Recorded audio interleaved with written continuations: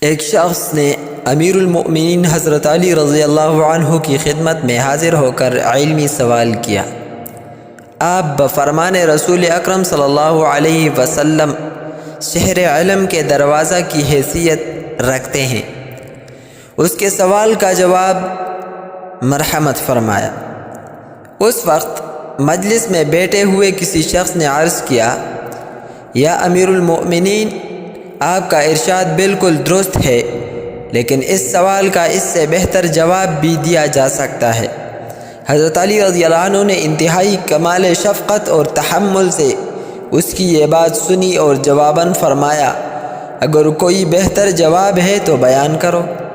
چنانچہ اس شخص نے اس مسئلہ پر اپنا اظہار خیال کیا اور شیر خدا نے اس جواب کو بہت پسند فرمایا اور ارشاد فرمایا، تمہارا جواب واقعی بہتر ہے۔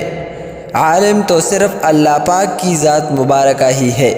شیخ سعدی فرماتے ہیں، اگر آپ کی جگہ کوئی دنیاوی بادشاہ ہوتا تو اس شخص کے بولنے کو گستاخی قرار دے کر اسے سزا دیتا۔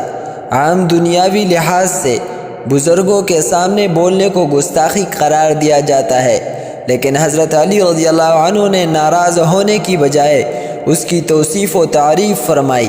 اگر دل میں غرور ہو تو ایسا بندہ بلائی سے دور رہتا ہے۔ اس کی مثال یہ ہے کہ سخت پتھر پر کتنی بھی بارش برسے اس پر پھول نہیں اگتے، پھول صرف نرم زمین پر ہی اگتے ہیں۔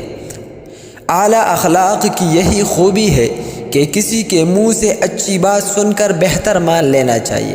اپنی بات پر بے جا ضد انسان کو نقصان ہی پہنچاتی ہے، اور ایسی غلطی سے اجتناب کرنا ہی انسان کے لیے بہتر ہے۔